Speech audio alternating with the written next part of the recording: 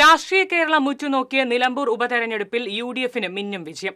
UDF സ്ഥാനാർത്ഥി Aryadan Shoukath LDFിലെ M സ്വരാജിനെ 11,077 വോട്ടുകൾക്ക് പരാജയപ്പെടുത്തി.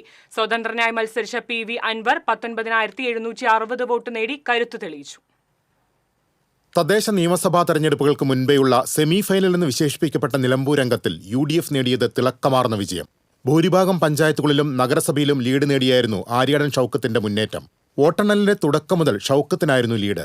M സ്വരാജിന്റെയും DCC പ്രസിഡന്റ് VS ജോയിയുടെയും പഞ്ചായത്തായ പോത്തുകല്ലും UDF മുന്നേറ്റമുണ്ടാക്കി.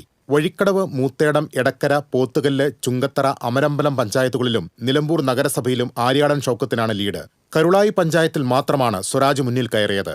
ഷൌക്കത്ത് 77,737 വോട്ട് നേടിയപ്പോൾ ഇടത് സ്ഥാനാർത്ഥി M സ്വരാജിന്റെ അക്കൗണ്ടിൽ വന്നത് 66,660 വോട്ടുകൾ. 8 തവണ ആര്യാടൻ മുഹമ്മദ് വിജയിച്ച മണ്ഡലത്തിൽ മകൻ ആര്യാടൻ ഷൌക്കത്ത് അങ്ങനെ MLA പദവിയിലെത്തി. PV അൻവർ എന്ത് ചലനമുണ്ടാക്കുമെന്നായിരുന്നു രാഷ്ട്രീയ കേന്ദ്രങ്ങളുടെ ആകാംക്ഷ. സ്വതന്ത്രനായി കത്രിക ചിഹ്നത്തിൽ അംഗത്തിനിറങ്ങിയ അൻവർ 19,760 വോട്ട് നേടി രാഷ്ട്രീയ കരുത്തുകാട്ടി.